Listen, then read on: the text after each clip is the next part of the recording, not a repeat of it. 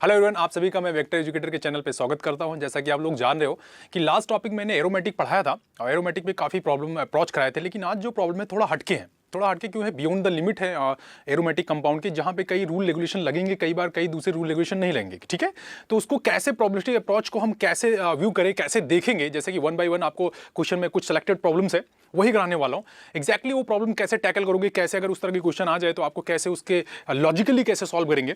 हालांकि वो सारे कंपाउंड देखने में तो एरोमेटिक लगेंगे, लेकिन ऐसा जरूरी नहीं है हमेशा कि वो एरोमेटिसिटी रूल को फॉलो करें। राइट, कई बार फॉलो करेंगे, फॉलो करते हुए भी एरोमेटिक नहीं होंगे। तो उस तरह के प्रॉब्लम कई बार सेलेक्टेड क्वेश्चन में पूछ लिए जाते हैं, तो जिसकी हम आज चर्चा करने वाले हैं। जैसे कि आप लोग को पता है कि पैनल पे एक बहुत अच्छा कंपाउंड, सुंदर सा नेटवर्क जाल जैसा आपको दिखाई दे रहा होगा, आप देख पा रहे हो। उसमें बेसिकली ये पूछा गया है कि विच compound is correct statement, that is correct statement पूछा है। मतलब उस कंपाउंड में आपसे पूछा गया है कि विच इज करेक्ट स्टेटमेंट, आपको करेक्ट स्टेटमेंट बताना है और 4 ऑप्शन दिए गए हैं। तो actually all are aromatic, all are only 2 is aromatic. फिर बोला है कि C B C are aromatic, A is a non aromatic and only C is aromatic. ऐसे कुछ ऑप्शन दिया है। तो बेसिकली आपको ये चेक करना है कि ये कंपाउंड एरोमेटिक है या नहीं है। तो वन बाय वन करके अगर हम डिस्कस करें कि पहला कंपाउंड आप ऐसा कि दिखाई दे रहा होगा, राइट, ये ऐसा कुछ बना हुआ है। एक्चुअली ये थोड़ा सा कंपाउंड ऐसा नहीं था, ये एक्जैक्टली जो ये ऑप्शन रखा गया, एक्चुअली ये ऑप्शन कुछ इस तरह से था। बेसिकली ये थोड़ा डिजाइनिंग में थोड़ी प्रॉब्लम हो गई थी क्वेश्चन के। एक्चुअली ये कंपाउंड इस तरह से था। बेसिकली आपको मैं बता दूं, ये कंपाउंड इस तरह था, ये डिजाइनिंग में थोड़ी सी प्रॉब्लम आई है। बट अगर यही क्वेश्चन होता तो आप यहाँ पे देख सकते थे क्वासी एरोमेटिक है। आपको पता है मैंने क्वासी एरोमेटिक का कॉन्सेप्ट आप लोग को बता रखा है कि उसमें क्या होता है, चार्ज का जनरेशन हो जाता है। राइट, यहाँ पे कार्बन है, यहाँ पे ऑक्सीजन है। अगर इस बॉन्ड को हम ब्रेक करेंगे तो oxygen is more electronegative than carbon, तो इलेक्ट्रॉन पोलराइज होकर के ऑक्सीजन पे चला जाएगा। राइट, तो कुछ इस तरह का स्ट्रक्चर डिजाइन होगा, O के ऊपर minus and this is goes right now plus. Right, तो ये कंपाउंड 2 + 2 कितना आएगा, 4 पाई इलेक्ट्रॉन्स को फॉलो करेगा, दैट इज एंटी एरोमेटिक। इतनी बात हमको समझ में आती है। ठीक है, ये तो मान लो ठीक है, एक क्वेश्चन था, बट ये प्रॉब्लमिस्टिक अप्रोच में जो पहला ऑप्शन रखा है ना, वो नहीं था। एक्जैक्टली ये था, ये डिजाइन किया गया था।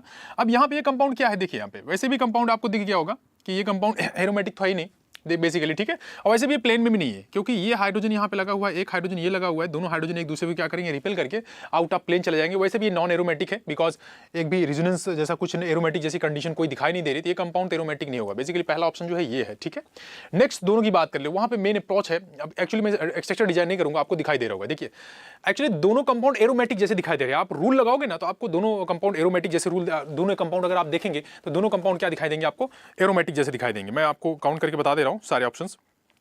जस्ट अ सेकेंड, हाँ, you will see there all those option which will be written is there. तो मैं आपको बता दे रहा हूँ कैसे। ठीक है, तो आप देखेंगे इस ऑप्शन में जैसा कि सल्फर और ऑक्सीजन के जैसे ऑप्शन दिए हुए, राइट। यहाँ मैं देख पा रहा हूँ। अब देखिए पेरीफेरल के आप डबल बॉन्ड काउंट करेंगे। अगर पेरीफेरल्स के आप डबल बॉन्ड काउंट करेंगे तो देखेंगे, पहले हम ऑक्सीजन की बात कर लेते हैं। तो अगर आप काउंट करना स्टार्ट करेंगे 1 2 3 4 5 6 7 8 9 9 2 14, ठीक है, 18, सॉरी 9 ही बॉन्ड है ना, 1 2 3 4 5 6 7 8 9 9 18 आ रहे हैं। ठीक है, तो आप बेसिकली देख पा रहे हैं कि अगर 18 आएंगे, 9 डबल बॉन्ड है, अगर उनको ब्रेक करेंगे तो 18 9 2 18, ठीक है, तो 18 पाई इलेक्ट्रॉन्स आ रहे हैं। दैट मीन्स ये एरोमेटिक कंपाउंड के रूल को फॉलो कर रहा है। यही सेम स्ट्रक्चर आपने सेकंड वाले में बना रखा है, बस वहाँ पे सल्फर लगा रखा है। बेसिकली दोनों कंपाउंड एरोमेटिक होनी चाहिए, लेकिन ऐसा होता नहीं है। इसमें बहुत बड़ा लॉजिक लगता है। लॉजिक क्या है, बहुत सिंपल सा लॉजिक है, उनकी साइज का फैक्टर इफेक्ट करता है। राइट, तो आप देखेंगे जो नेटवर्क जैसा स्ट्रक्चर बना है, एक पास ऑक्सीजन है, एक के पास सल्फर है। अगर हम सल्फर और ऑक्सीजन की बाद में एटॉमिक नंबर की बात करें तो ऑक्सीजन का एटॉमिक नंबर सल्फर की कंपेयर में कम होता है, जिसकी वजह से ऑक्सीजन की साइज छोटी हो जाती है, सल्फर की साइज क्या होती है, बड़ी हो जाती है। तो सल्फर जब ट्रैप होता है ना, जो वो बीच में लिंक करा के और जो सल्फर को कनेक्ट किया है ना, सल्फर की साइज बड़ी होने की वजह से रिपल्सन बढ़ता है due to the lone pair. Lone pair में क्या होगा, रिपल्सन बढ़ेगा, क्योंकि ऐसे आपके सल्फर लगे हुए हैं। राइट, यहाँ पे सल्फर, इसके लोन पेयर अंदर होंगे लिंक के, ऐसे यहाँ भी एक सल्फर, इसके लोन पेयर अंदर होंगे, और वैसे भी सल्फर की साइज तो काफी बड़ी होती है। तो लोन पेयर में इतना जबरदस्त रिपल्सन होगा कि ये सिस्टम एक प्लेन में रहेगा ही नहीं, system out of the plane चला जाएगा। तो जिसकी वजह से एरोमेटिसिटी को लूज कर जाएगा। हालांकि सारी कंडीशन फुलफिल तो हो रही है, बट उनकी साइज का ऐसा फैक्टर काम कर रहा है जिसकी वजह से ये एरोमेटिसिटी कॉन्सेप्ट को क्या कर रहे हैं, लूज कर जा रहे हैं। यानी एरोमेटिक नहीं, अगर नॉन एरोमेटिक हो जाएगा तो कंपाउंड एरोमेटिक कैसे रह पाएगा। ठीक है, तो ये compound due to the size, ये अपने स्ट्रक्चर की जो प्लेनारिटी को है वो क्या करेगा, बदल देगा, चेंज कर देगा। उसकी प्लेनारिटी सल्फर के साइज की वजह से क्या हो जाएगी,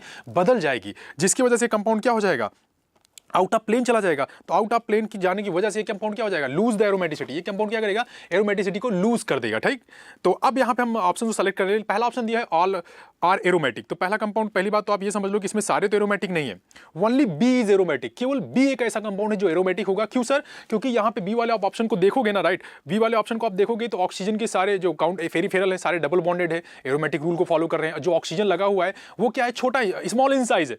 राइट। तो उसकी वजह से वो क्या हो जाएगा, एरोमेटिक कंपाउंड हो जाएगा। लेकिन वही चीज सेम सल्फर में भी हो रही है, बट सल्फर की साइज इतनी ज्यादा बड़ी होती है जिसकी वजह से वो प्लेन क्या करेंगे, चेंज कर देंगे, प्लेनारिटी उनकी क्या हो जाएगी, बदल जाएगी, तो जिसकी वजह से वो नॉन एरोमेटिक कंपाउंड हो जाएंगे। देखा कितना कॉन्सेप्चुअल क्वेश्चन था, लॉजिक से केवल सॉल्व करना था। Only B is option is correct and B, C and D both are will be wrong. तो बहुत आसान है, सी इज एरोमेटिक लिखा भी हुआ है, लेकिन कई लोग अगर ये लॉजिक नहीं पता है तो आप ये ऑप्शन आसानी से क्या कर सकते हो, गलत कर सकते हो। तो बेसिकली इसमें लॉजिक यही था, लास्ट के बी और सी यही दोनों ऑप्शन को आप बेसिकली डिडक्ट करना था कि कैसे एक्स की एरोमेटिसिटी होगी कैसे नहीं। पहला वाला ऑप्शन तो मान लीजिए ये था आपका, वैसे भी नॉन एरोमेटिक कंपाउंड है, राइट। लेकिन बी वाले के और सी वाले के बारे में हम चर्चा कर लेते हैं फिर से एक बार। बी और C both are equal, but sulphur एक जहां ऑक्सीजन इंट्रैप है, यानी जाल जैसे स्ट्रक्चर जो बना रखा है वहां पे सल्फर ऑक्सीजन इंट्रैप है। ऑक्सीजन की साइज सल्फर के कंपेयर में काफी कम होती है, जिसकी वजह से वो प्लेन में, एक ही प्लेन में बने रहना पसंद करेंगे। लेकिन सल्फर की साइज तो काफी बड़ी होती है, और सल्फर की साइज बड़ी होने की वजह से सल्फर के लोन पेयर आपस में क्या करेंगे, काफी जबरदस्त रिपल्सन को फील करेंगे, जिसकी वजह से वो प्लेन को क्या करेंगे, फ्लिप कर जाएंगे, फ्लिप एक प्लेन में नहीं रह पाएंगे। जब प्लेनारिटी बदल जाएगी तो कंपाउंड एरोमेटिक रहेगा क्या, नहीं रहेगा, वो एंटी एरोमेटिक, नॉन एरोमेटिक में बदल जाएगा, ठीक है। तो प्लेनारिटी बदल जाने की वजह से कंपाउंड क्या हो जाएगा, नॉन एरोमेटिक हो जाएगा। इसलिए ऑप्शन आपका एक ही करेक्ट होगा, उसका नाम है बी ऑप्शन। इसमें बोला है कि विच compound is most stable, right, which compound is sorry least stable, least stable पूछा है, बहुत आसान है। लीस्ट स्टेबल का मतलब होता है कि जो कंपाउंड नॉन एरोमेटिक हो, एंटी एरोमेटिक हो, एरोमेटिक, ये सब चेक कर लेना पड़ेगा। अगर आपका ये ऑर्डर आता है, एरोमेटिक सबसे ज्यादा स्टेबल होते हैं, सबको पता है, राइट। उसके बाद क्या होता है, नॉन एरोमेटिक, उसके बाद आता है एंटी एरोमेटिक। तो लीस्ट स्टेबल का मतलब होता है वो कंपाउंड ऐसा होना चाहिए कि एंटी एरोमेटिक हो जाए, तो कंपाउंड क्या हो जाएगा, लीस्ट स्टेबल हो जाएगा। You will check all those option. अगर पहले कंपाउंड को हम ब्रेक करें, ट्रोपोलोन जैसा कि बना हुआ है, ट्रोपोलोन टाइप का कंपाउंड है, नॉर्मली ट्रेडिशनल नेम है उसका ट्रोपोलोन। ट्रोपोलियम आयन बनता है ब्रेक करने के बाद कॉसी एरोमेटिक कंपाउंड के हिसाब से, कि अगर आप इसको ब्रेक करोगे ना, व्हाट इज गोइंग ऑन, अगर आप इसको इस तरह से ब्रेक करने की कोशिश करेंगे आप, तो this one this one this one this one, right. तो इसको कैसे ब्रेक कर सकते हैं, ऐसे ब्रेक कर सकते हैं, आपको बता रखा है ये, जब आप एरोमेटिक में पढ़ा रहा था तो वहाँ भी ये क्वेश्चन आया था, और उसमें मैंने आपको करके इसको ब्रेक करके बताया था। 2 + 2 + 2 6 पाई इलेक्ट्रॉन, राइट, एरोमेटिक हो गया कंपाउंड, ये तो स्टेबल है। नेक्स्ट वन आप चेक करोगे तो कंपाउंड क्या हो जाएगा, नाइट्रोजन का लोन पेयर ज्यादा इलेक्ट्रोनेगेटिव होने की वजह से ऊपर तरफ इलेक्ट्रॉन को ट्रांजिट करेगा, राइट। कार्बन से ज्यादा इलेक्ट्रोनेगेटिव होता है नाइट्रोजन, तो ये इलेक्ट्रॉन ऐसे ब्रेक होगा, तो ये प्लस आ जाएगा, माइनस, ये भी कंपाउंड क्या हो जाएगा, एरोमेटिक। नेक्स्ट वन की बात कर लेते हैं, वो कंपाउंड, हाँ, ये जो भी अभी जस्ट एग्जांपल आया था, मैंने बताया था आपको, ये कंपाउंड जब ब्रेक होगा तो ये क्या हो जाएगा, बहुत आसान है, एंटी एरोमेटिक हो जाएगा, राइट। कैसे हो जाएगा, ये O के ऊपर माइनस जाएगा, इसके ऊपर प्लस, 2 + 2 4 पाई इलेक्ट्रॉन। और जो 4 पाई इलेक्ट्रॉन का रूल होता है वो किसका होता है, एंटी एरोमेटिक का होता है, ठीक है। और वो कंपाउंड जो एंटी एरोमेटिक होते हैं वो लीस्ट स्टेबल होते हैं। अगला जो डी ऑप्शन है वो रेजोनेंस स्टेबलाइज है, नेप्थलीन, राइट। तो दोनों कंपाउंड में रेजोनेंस स्टेबलाइज है, एरोमेटिक कंडीशन को फुलफिल करते हैं, इसलिए वो कंपाउंड काफी स्टेबल है और एरोमेटिक भी है। तो इसमें जो ऑप्शन आएगा आपका सी, वो लीस्ट स्टेबल होगा due to the anti aromaticity, right. तो वो पहला, ये जो आप इसका एंटी एरोमेटिक कंपाउंड बना रहे हो ये लीस्ट स्टेबल है। इससे पहला जो पैरेंटल था वो तो ज्यादा स्टेबल था ही, ये कंपाउंड ऑलरेडी बहुत स्टेबल है, इसको ब्रेक करने की जरूरत नहीं है, ठीक है। इसको ब्रेक करने के लिए आपको आरबी देना पड़ेगा, रोटेशनल बैलेंस एनर्जी, आपको याद आ रहा होगा, आरबी मैंने पढ़ा रखा है। तो इसको इसमें बनाने के लिए बहुत सारी एनर्जी की जरूरत पड़ेगी, क्यों, क्योंकि कंपाउंड तो लीस्ट स्टेबल है, इससे ज्यादा तो ये खुद स्टेबल है। आप इसको ब्रेक करना, ये इस चीज को फॉर्म करना ही पसंद नहीं करेगा, राइट। तो ये चीज तो ऑलरेडी बहुत स्टेबल है, इसको आप ब्रेक नहीं कर सकते, लेकिन फिर भी हमको लीस्ट स्टेबल चेक करना है। अगर आप इसको ब्रेक करोगे तो ये एंटी एरोमेटिसिटी के फॉर्म में चला जाएगा, और जो कंपाउंड क्या होता है, लीस्ट स्टेबल होता है। नेक्स्ट वन की बात करें, बहुत ही कॉन्सेप्ट लॉजिकल क्वेश्चन था, बहुत ही सिंपल सा क्वेश्चन था। आपके सामने एक पैराग्राफिकल क्वेश्चन है, जैसा कि आप देख पा रहे हैं, बड़ा सा एक स्ट्रक्चर है, और इसके बारे में बहुत सारे डिटेल किए गए हैं, बहुत सारे स्ट्रक्चर्स हैं, उसके बारे में आपको 1 बाय 1 करके सारे ऑप्शन करेक्ट करने, राइट। तो आप ये ऑप्शन देख पा रहे हैं। नेक्स्ट वन, दिस वन, तो इसमें पूछा है कि which is compound is aromatic, कौन से कंपाउंड एरोमेटिक है। बेहद आसान है, आप स्ट्रक्चर को देखेंगे और आप उसको बता सकते हैं स्ट्रक्चर को देख करके कि एरोमेटिक क्या है, एंटी एरोमेटिक क्या है, नॉन एरोमेटिक क्या है। बहुत आसान सा पैराग्राफ है, पैराग्राफिकल क्वेश्चन है। तो इसमें बेसिकली आपके लॉजिकल व्यूज को देखना है कि कैसे आप किसी चीज को कंफाइन कर सकते हैं, किस तरह से व्यू से आप इसको सॉल्व कर सकते हैं, राइट। तो पहला क्वेश्चन ये है कि विच इज एरोमेटिक, ठीक है। एरोमेटिक के लिए आपके चारों जो डायग्राम बने हुए हैं, जो कि आप देख सकते हो, यहाँ पे मैं डायग्राम दिखा दे रहा हूँ। पहला क्वेश्चन ये था कि विच कंपाउंड इज एरोमेटिक। पहला कंपाउंड जो आपको फर्स्ट स्ट्रक्चर दिखाई दे रहा है वो एरोमेटिक है क्या, नहीं है सर।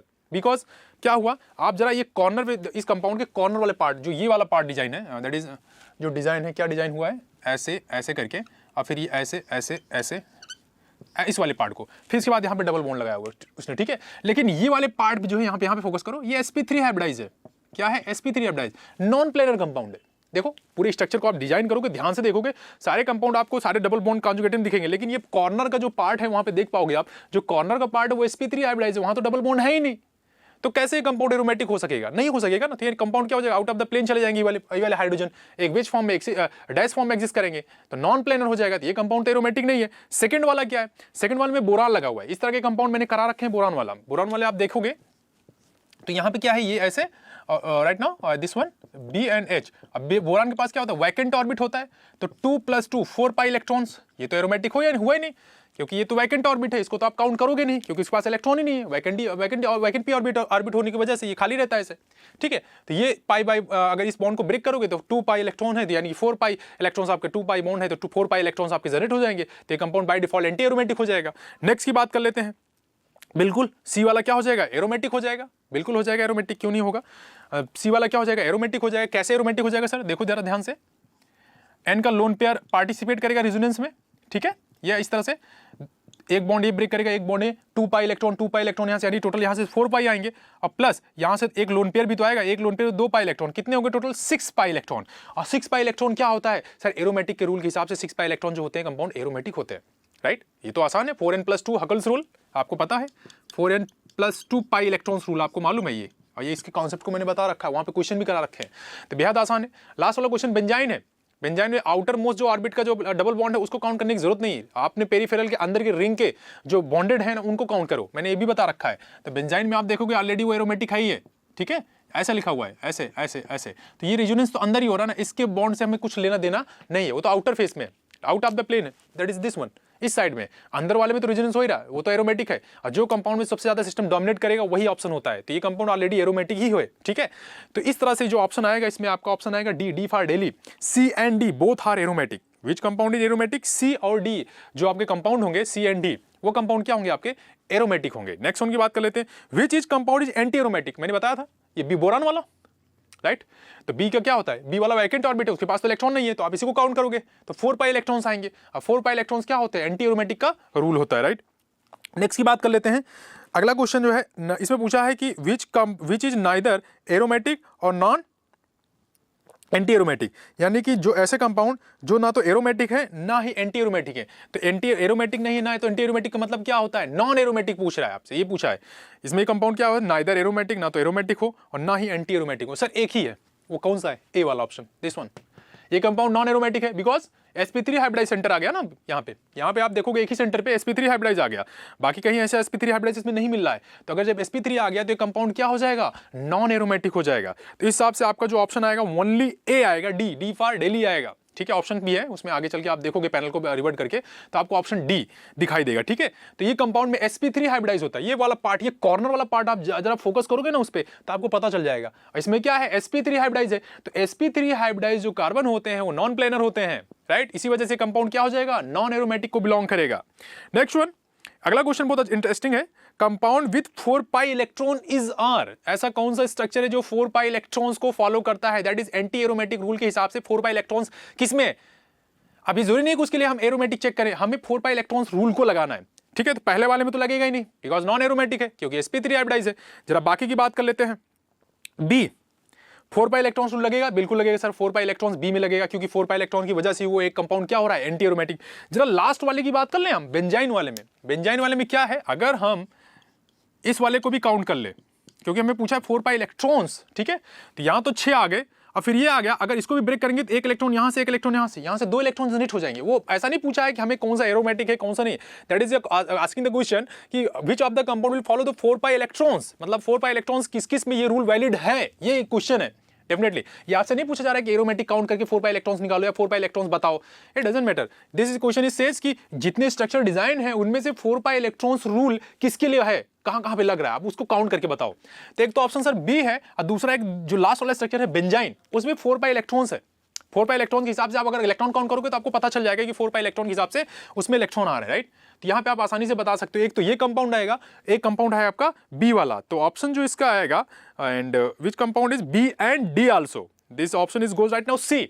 ऑप्शन आपका क्या आएगा, सी आएगा, जिसमें ऑप्शन दिया हुआ है बी वाला कंपाउंड और डी वाला कंपाउंड। 4 pi electrons, right. तो 4 पाई इलेक्ट्रॉन्स के मतलब ये होता है कि वो कंपाउंड किसी आपसे क्वेश्चन नहीं डिर कर रहा है कि आप एरोमेटिक से चेक करके बता दो या एंटी एरोमेटिक ऑन बिहाफ पे बता दो। दैट इज अ सिंपल से जनरल से क्वेश्चन है कि which compound will follow the 4 pi electrons. किसमें 4 पाई इलेक्ट्रॉन्स जैसे वैलिडेशन है, एक तो बी दिखाई दे रहा है, एक तो ये कंपाउंड ऑलरेडी एरोमेटिक है बाय डिफॉल्ट, ये अंदर रिंग घूम रहा है, लेकिन यहाँ पे एक पाई बॉन्ड बाहर भी है, तो अगर उसको ब्रेक करें तो 4 पाई इलेक्ट्रॉन रूल को कहीं ना कहीं वो फॉलो करता है। Which compound with all 4n pi delocalization electron? अब ये पूछा है 4n pi delocalization electron किसमें है, 4n pi वाले। तो delocalization वाला तो वैसे तो सर केवल एक ही कंपाउंड है 4n pi delocalization, यही हो रहा है ना। ये वैकेंट ऑर्बिट में अपने इलेक्ट्रॉन को डोनेट कर देगा क्योंकि इलेक्ट्रॉन की चाहिए, इलेक्ट्रॉन की जरूरत है क्योंकि वैकेंट है। तो इसमें तो 4n pi delocalization केवल यही है, इसमें तो हो ही नहीं रहा। ये तो ऑलरेडी कंपाउंड क्या है, अंदर रिंग है, रिंग में रेजोनेंस हो रहा है, एरोमेटिसिटी को फुलफिल कर रहे हैं। ये कंपाउंड भी एरोमेटिक है, ये कंपाउंड तो एरोमेटिक है ही नहीं, इसकी बात ही नहीं करेंगे, ठीक है। तो ये कंपाउंड क्या है सर, एंटी एरोमेटिक। क्यों? क्योंकि 4n pi डीलोकलाइजेशन हो रहा है, 4n pi delocalization, that is anti aromatic rule को फॉलो कर रहा है। तो इसलिए जो इसका ऑप्शन आएगा ओनली एंड ओनली बी आएगा। इसमें पूछा है 4n pi डीलोकलाइजेशन इलेक्ट्रॉन, ये बात आपको खासा ध्यान रखना, 4n pi डीलोकलाइजेशन इलेक्ट्रॉन ही पूछा है आपसे, ये नहीं पूछा 4 pi इलेक्ट्रॉन्स बताओ, वो इलेक्ट्रॉन्स वाला अलग क्वेश्चन होता है, 4n pi डीलोकलाइजेशन वाला क्वेश्चन अलग है। तो ये चीज आपको खासा क्या करना है, आपको ध्यान रखना है। Next one, which does not have a planar geometry, इसमें कौन सा कंपाउंड है जो प्लेनर ज्योमेट्री नहीं है। आप बता पाओगे कौन सा कंपाउंड प्लेनर नहीं है? बहुत सिंपल सा है, आपको दिखाई दे रहा है, मैंने बताया 2 बार कि ये कंपाउंड में sp3 हाइब्रिडाइजेशन है, दिस कंपाउंड भी sp3 हाइब्रिडेशन, तो प्लेनर तो रहेगा ही नहीं ना। ये कंपाउंड sp3 है तो एक कंपाउंड वेज फॉर्म में चला जाएगा, एक कंपाउंड क्या हो जाएगा आपका डैश फॉर्म में चला जाएगा, तो ये तो कंपाउंड नॉन प्लेनर हो गया। बाकी सारे तो एरोमेटिक नॉन एरोमेटिक को शो करते हैं, ठीक है, ये नॉन एरोमेटिक, बाकी कंपाउंड तो एरोमेटिक और एंटी एरोमेटिक को शो करते हैं, बट ये कंपाउंड तो नॉन एरोमेटिक को शो कर रहा है, बड़ा वाला जो काफी मल्टी साइक्लिक रिंग जैसा बड़ा सा स्ट्रक्चर बना हुआ है, ठीक है, साइक्लिक कंपाउंड बना हुआ है, उसमें एक पार्ट छोटा सा sp3 हाइब्रिडाइज है, वो कंपाउंड क्या होता है, उसी की वजह से पूरा कंपाउंड क्या हो जाएगा, नॉन प्लेनर हो जाएगा। तो ऑप्शन आपका क्या आएगा, 1 and 1 ए आएगा, ऑप्शन आएगा सी, ठीक है। नेक्स्ट क्वेश्चन देखिए, यहाँ पे आपके 1 by 1 क्वेश्चन यहाँ पे दिए गए हैं, सारे ऑप्शंस आप कर सकते हैं। नेक्स्ट क्वेश्चन की बात कर लेते हैं, which is not stabilize by resonance, इसमें ऐसा कौन सा कंपाउंड है जो रेजोनेंस स्टेबलाइज नहीं है। बेसिकली आप देखोगे ना तो हर एक कंपाउंड में रेजोनेंस हो रहा है बाय डिफॉल्ट, कहने के लिए तो हर एक कंपाउंड में आप देखोगे first, second, third and fourth, every compound goes right no resonance. थोड़ा सा लॉजिकल है क्वेश्चन, हर एक कंपाउंड थोड़ा सा लॉजिकल है, रेजोनेंस का ही क्वेश्चन आ गया, हालांकि एरोमेटिक से नहीं है, बट ये लॉजिकल क्वेश्चन है, थोड़ा सा मैं बता दूं कैसे। इसे पूछा which compound is not stabilize by resonance, अगर इसमें रेजोनेंस होए, जो कि सारे कंपाउंड में हो रहा है, आप देख ही रहे हो, तो हर एक कंपाउंड में रेजोनेंस हो रहा है, रेजोनेंस होने से स्टेबिलिटी बढ़ती है, दुनिया जानती है, आप भी जानते हो, ठीक है, सब लोग जानते हैं कि रेजोनेंस जैसे भी होगा, कैसे भी हो, चाहे क्रॉस हो चाहे एक्सटेंडेड हो, लेकिन क्रॉस रेजोनेंस क्या होता है और एक्सटेंडेड रेजोनेंस मैंने शायद बताया नहीं बताया, मैं अभी थोड़ा सा बता देता हूँ, रेजोनेंस वाली वीडियो मैंने बता रखा है। क्रॉस रेजोनेंस अगर एक्सटेंडेड रेजोनेंस 2 तरह से हो रहे हैं, तो एक्सटेंडेड रेजोनेंस की प्रोबेबिलिटी ज्यादा अच्छी होती है, क्रॉस की क्या होती है कम, क्योंकि क्रॉस रेजोनेंस में हमेशा इलेक्ट्रॉन का डिस्ट्रीब्यूशन हो जाता है, और एक्सटेंडेड जो रेजोनेंस होता है उसमें इलेक्ट्रॉन का पोलराइजेशन ओनली 1 डायरेक्शन में होता है, इससे स्टेबिलिटी भी काफी फर्क पड़ता है, और एक्सटेंडेड रेजोनेंस काफी ज्यादा कंपाउंड को स्टेबलाइज कराते हैं, राइट। तो चलिए जरा बात कर लेते हैं, which of the compound is not stabilize by resonance, इसमें से कौन सा कंपाउंड रेजोनेंस से स्टेबलाइज नहीं हो रहा है। तो जरा देखेंगे आप, हर एक कंपाउंड में रेजोनेंस हो रहा है, बेसिकली हर एक कंपाउंड में रेजोनेंस हो रहा है, ए में भी हो रहा है, बी में भी हो रहा है, सी में भी हो रहा है, डी में हो रहा है। जरा सी वाले क्वेश्चन को जरा मैं आपको बता दूं, सी वाले क्वेश्चन में दिस वन है, तो कंपाउंड क्या है, एंटी एरोमेटिक है, ठीक है, एंटी एरोमेटिक है, ये कंपाउंड कुछ इस तरह से बना हुआ है, ठीक है। अब थोड़ा लॉजिकली क्या है इसमें, अब ये कंपाउंड में अपना रेजोनेट तो करेगा, रेजोनेंस तो हो रहा है, क्योंकि रेजोनेंस आपको पता है, डबल बॉन्ड सिंगल, ये रूल तो फॉलो कर रहा है, डबल बॉन्ड सिंगल, तो रेजोनेंस करेगा तो ये वाला बॉन्ड इधर चला जाएगा, ये वाला बॉन्ड इधर चला जाएगा। लॉजिकली देखो क्या हो रहा है, जब ये रेजोनेंस करेगा ये ऐसे हो गया, रेजोनेंस तो सब में हो रहा है, बात सारे मॉलिक्यूल काफी ज्यादा स्टेबल भी है, इससे ज्यादा स्टेबल है, बिकॉज कि ये एंटी एरोमेटिक कंपाउंड, ये तो वैसे ही लीस्ट स्टेबल है, ठीक है, लेकिन फिर भी बताना है कि इसमें रेजोनेंस होने की वजह से स्टेबिलिटी आ रही है क्या, स्टेबिलिटी और लूज हो जा रही है। रीजन बिहाइंड दैट कि आप ये वाले बॉन्ड को चेक करो, यहां से यहां तक के डिस्टेंस को और यहां से यहां तक के डिस्टेंस को, आप क्या पाओगे पता है, यहां से यहां तक के जो बॉन्ड की डिस्टेंस है वो काफी स्मॉल है, छोटा है, स्मॉल है, काफी स्मॉल है। जब ये रेजोनेंस करता है तो बॉन्ड लेंथ जो है ना इनका इंक्रीज कर जाता है, मतलब बढ़ गया, यहां से यहां तक की डिस्टेंस क्या काफी ज्यादा हो गई। अब इसको ब्रेक करना हमें क्या हो जाएगा, आसान हो जाएगा। इससे पहले तो ज्यादा स्टेबल था, अगर इस वाले फॉर्म में देखें तो यहां ब्रेक करने में थोड़ा सा ज्यादा तकलीफ हो रही थी, बिकॉज बॉन्ड की जो लेंथ थी काफी शॉर्ट थी, लेकिन जब ये रेजोनेंस करके इस फॉर्म में आएगा तो यहां तक बॉन्ड की लेंथ काफी लंबी हो गई, यानी जो बिगर हो गया, काफी बड़ा डिस्टेंस हो गया, कवर किया, अब उसको ब्रेक करना हमारे लिए आसान हो गया। यानी कि अगर ये रेजोनेंस किया और इस फॉर्म में गया तो इस बॉन्ड को ब्रेक करना हमारे लिए आसान हो जाएगा। क्यों? क्योंकि बॉन्ड लेंथ इंक्रीज कर रही है ना, बॉन्ड लेंथ क्या होगी, पहले तो ऐसे था, ऐसे था लगा तो, लेकिन जैसे ये रिजोनेट करके ऐसे आया तो इसकी बॉन्ड लेंथ थोड़ा क्या हो गई, बढ़ गई। तो बढ़ गई तो इसको ब्रेक करना क्या हो जाएगा, आसान हो जाएगा, क्योंकि स्ट्रेंथ भी वीक कर गई। ठीक है, तो ये कंपाउंड बेसिकली देखो तो वैसे भी लीस्ट स्टेबल था और रेजोनेंस करके अपने आप को क्या करेगा और लीस्ट स्टेबलाइज कराएगा, बिकॉज ये वाला बॉन्ड काफी स्मॉल है और स्मॉल होने की वजह से थोड़ा कम एनर्जी, थोड़ा ज्यादा एनर्जी लगानी पड़ेगी ब्रेक करने में। लेकिन ये जब रेजोनेंस करके इस फॉर्म में जाएगा तो बॉन्ड लेंथ इंक्रीज कर जाएगा, इलेक्ट्रॉन का डिस्ट्रीब्यूशन थोड़ा लॉन्ग डिस्टेंस में होगा, अब जिसकी वजह से इसको ब्रेक करना हमारे लिए क्या हो जाएगा, आसान हो जाएगा। तो यही वजह है कि अगर ये रेजोनेंस कंपाउंड किया और इस फॉर्म में गया तो इसकी वजह से इसकी स्टेबिलिटी क्या हो जाएगी, लूज कर जाएगी, स्टेबिलिटी क्या हो जाएगा, कम हो जाएगा। क्यों, ड्यू टू द रेजोनेंस। तो ये कंपाउंड बोल रहा है कि अगर कोई कंपाउंड, कौन सा ऐसा कंपाउंड, अगर कोई कंपाउंड रेजोनेंस करे इसमें से तो क्या हो जाएगा, डू नॉट स्टेबलाइज, यानी कि ये कंपाउंड स्टेबलाइज नहीं होगा। इससे ज्यादा ये खुद ही स्टेबल था पहले ही, हालांकि ये तो लीस्ट स्टेबल है, एंटी एरोमेटिक, बट वो अलग कॉन्सेप्ट है। लेकिन यहाँ में रेजोनेंस के बेसिस पे बताना कि कौन सा कंपाउंड ज्यादा स्टेबल है। तो ये कंपाउंड में बॉन्ड लेंथ क्या थी, इनकी शॉर्ट थी, लेकिन यहाँ बॉन्ड लेंथ क्या हो गई, लॉन्ग हो गई, और लॉन्ग बॉन्ड लेंथ को आसानी से ब्रेक किया जा सकता है, ये सबको पता है। बाकी सारे कंपाउंड में रेजोनेंस हो रहा है और वो कंपाउंड एंटी एरोमेटिक नहीं है, इसलिए वो ज्यादा स्टेबल है on behalf of this one. ठीक है, और ये सबसे ज्यादा लीस्ट स्टेबल है बिकॉज एंटी एरोमेटिक है, और उसमें भी ये क्या कर रहा है, रेजोनेंस कर रहा है, और रेजोनेंस करने की वजह से जो स्ट्रक्चर बन रहा है उसमें से बॉन्ड लेंथ क्या हो जा रही है, इंक्रीज हो जा रही है। अगर बॉन्ड लेंथ बढ़ा तो उसको ब्रेक करना हमारे लिए क्या होगा, बहुत आसान हो जाएगा। नेक्स्ट क्वेश्चन की बात कर लेते हैं। This one, which of the two compounds, which statement will be correct for this one? ए और बी में से कौन सी बात सही है, ए और बी दो तरह के स्ट्रक्चर दिए हुए हैं आपको, ये ए वाला स्ट्रक्चर तो आपके सामने बना हुआ है, दिस वन। और नेक्स्ट वाला जो स्ट्रक्चर है ये टब शेप में है, साइक्लो ऑक्टा टेट्राइन एक कंपाउंड होता है।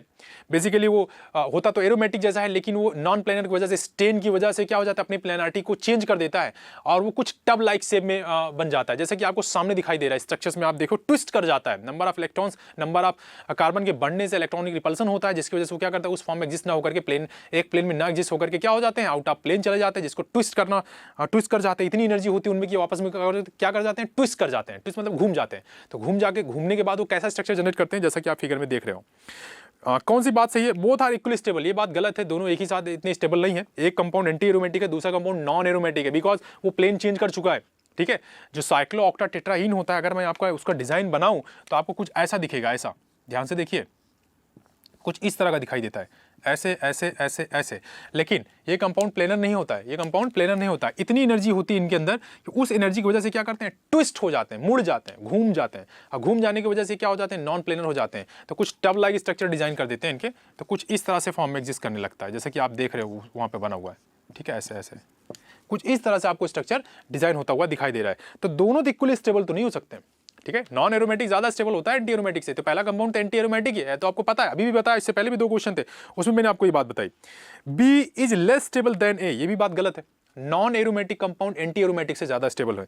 B is more stable than A, ये बात सही है, B is more stable than A. B वाला जो कंपाउंड है जो कि साइक्लो ऑक्टा टेट्राइन है, वो जो है ज्यादा स्टेबल होगा ए से। Reason behind that this one, कि जो ये कंपाउंड है वो ट्विस्ट कर जाता है और नॉन एरोमेटिक हो जाता है, और जो कंपाउंड नॉन एरोमेटिक होते हैं वो एंटी एरोमेटिक से ज्यादा स्टेबल होते हैं। ठीक है, तो will correct option is B, C option. ठीक है, तो आप सी कर सकते हैं दिस वन।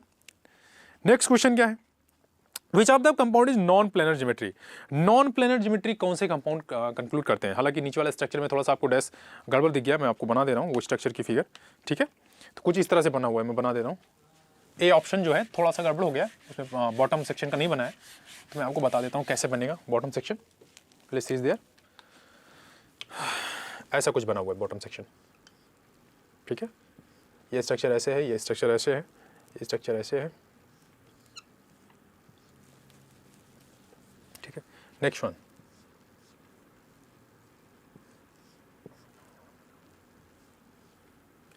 ऐसे बना हुआ है।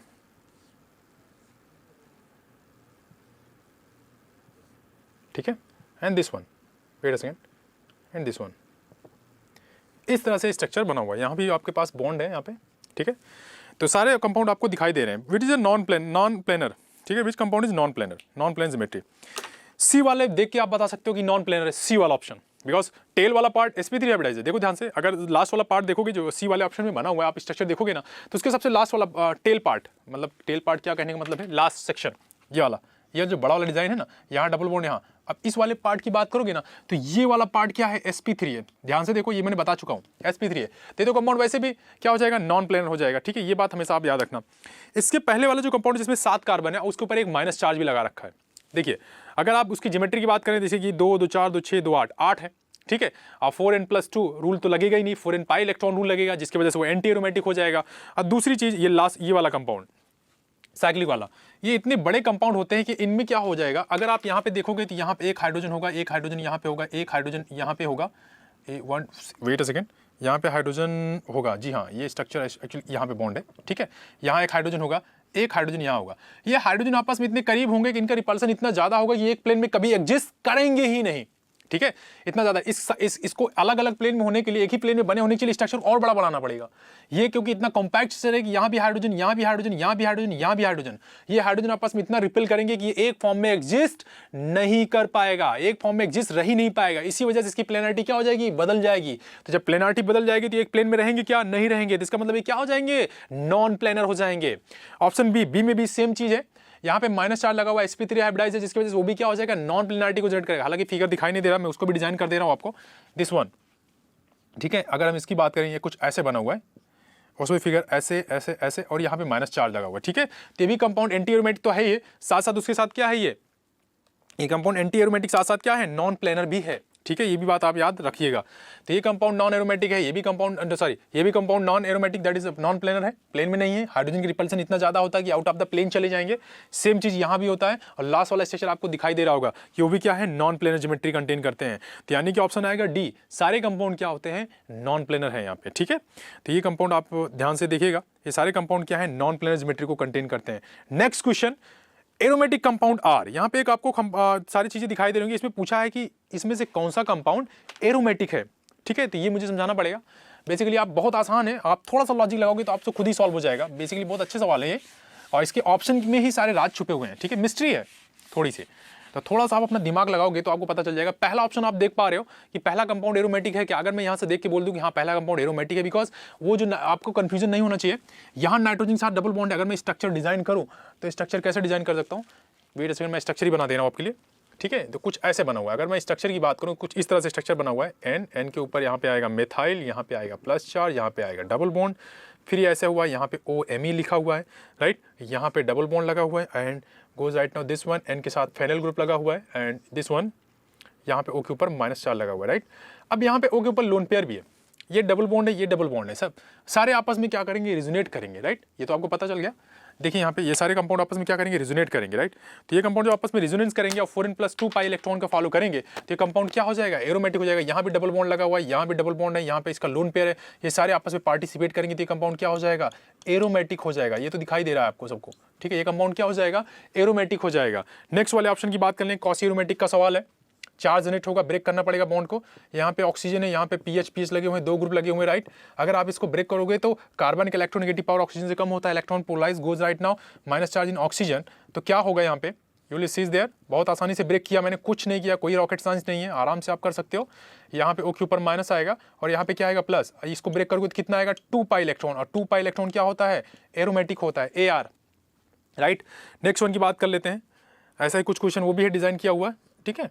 यहाँ पे एक लगा हुआ है पीएच, यहाँ पे क्या लगा हुआ है पीएच, एंड यहाँ पे डबल बॉन्ड के साथ O के ऊपर क्या लगा हुआ है माइनस, और यहाँ पे क्या लगा हुआ है CH3, राइट। अच्छा क्वेश्चन है, जरा ध्यान से देखिए इस क्वेश्चन के बारे में, ये अच्छा क्वेश्चन है, ठीक है। तो इस क्वेश्चन को डिस्कस कर लेते हैं अपने, दिस वन। अब क्या होता है कि यहाँ पे O के ऊपर माइनस है, अगर आप चाहो तो इस बॉन्ड को इधर भी ब्रेक कर सकते हो, इधर भी ले जा सकते हो। अगर आपने गलती से इलेक्ट्रॉन को इधर पोलराइज किया, किधर, इस साइड में, तो अगर आप इलेक्ट्रॉन को इधर पोलराइज करेंगे तो होगा क्या, आप पता है, यहाँ पे मैं छोटा सा फिगर बना दे रहा हूँ इसका, ध्यान से देखिए। होगा कि आप क्या करोगे, तकलीफ ये हो जाएगी कि जैसे आपने इसको ब्रेक किया, अगर यहाँ पे आपने प्लस लगाया और यहाँ पे गलती से आपने माइनस लगाया, यहाँ पे मिथाइल लगा हुआ है, राइट, यहाँ पे मिथाइल, और यहाँ पे O के ऊपर माइनस, तो ये माइनस माइनस में बहुत ज़्यादा जबरदस्त रिपल्सन होगा, जिसकी वजह से स्टेबिलिटी बहुत खराब हो जाएगी इसकी, ठीक है। तो ये कभी नहीं चाहेगा कि यहाँ पे माइनस आए, तो ये क्या करेगा, एक्चुअली होगा क्या, ये बॉन्ड ऐसे ब्रेक ही नहीं होना चाहेगा। ये कैसे ब्रेक होगा, माइनस इधर प्लस इधर आ जाएगा। अब बात समझ में, प्लस और माइनस में क्या होगा, जबरदस्त अट्रैक्शन होगा, खुश भी रहेंगे, दोनों स्टेबल भी रहेंगे।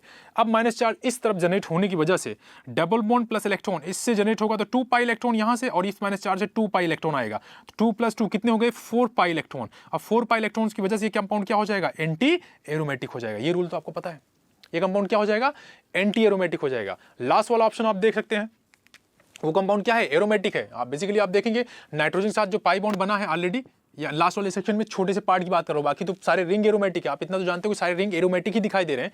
आप लास्ट वाला पार्ट अगर देखोगे ना तो जो कि ऐसे बना हुआ है दिस वन, और यहाँ पे पाई बॉन्ड ऑलरेडी पी के साथ ये इन्वॉल्व है, तो पी के नाइट्रोजन साथ पाई ऑर्बिटल यानी पी ऑर्बिटल ऑलरेडी इन्वॉल्व है, तो इसका जो खुद का लोन पेयर होगा वो आउट ऑफ प्लेन चला जाएगा, जिसकी वजह से रेजोनेंस में पार्टिसिपेट नहीं करेगा। जब ये रेजोनेंस में पार्टिसिपेट करेगा नहीं तो उसकी जरूरत क्या है, हमें पार्टिसिपेशन की जरूरत भी नहीं है। और वैसे भी पूरा ओवरऑल कंपाउंड एरोमेटिक है, रेजोनेंस भी हो रहा है, 4n+2 पाई इलेक्ट्रॉन को फॉलो भी कर रहा है, तो कोई तकलीफ नहीं होनी चाहिए। ओके, तो which option is will be correct? 1 number aromatic है, 2nd नंबर एरोमेटिक है, 3rd नंबर एरोमेटिक नहीं है, एंड 4th नंबर एरोमेटिक है।